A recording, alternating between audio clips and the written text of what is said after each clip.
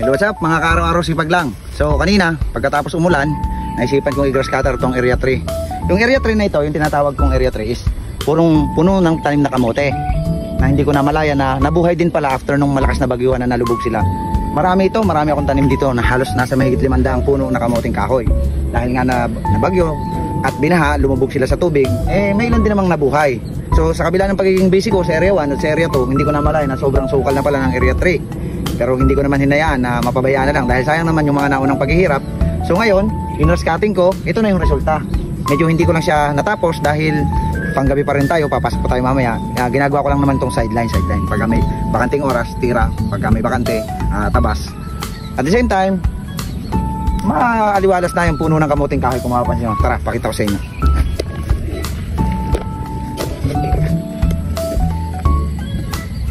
Yan. Yan yung mga puno ng balinghoy. Yan. Magiging maganda naman yung progress niya lalo ngayon. Kahit medyo malnourished yung iba, yan, maliliit yung puno. Pag nalagyan naman niya ng abono, tataba din ang puno niyan. No? Marami to. Lumubog lang nung nakaraan sa tubig, baha. Kaya yung iba nangamatay. So yun pa yung iba. Yan.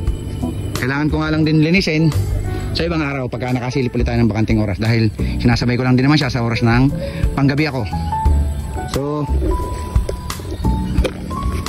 sa ngayon hanggang doon na lang muna, hanggang sa susunod na lang ulit. Maraming salamat sa panonood guys.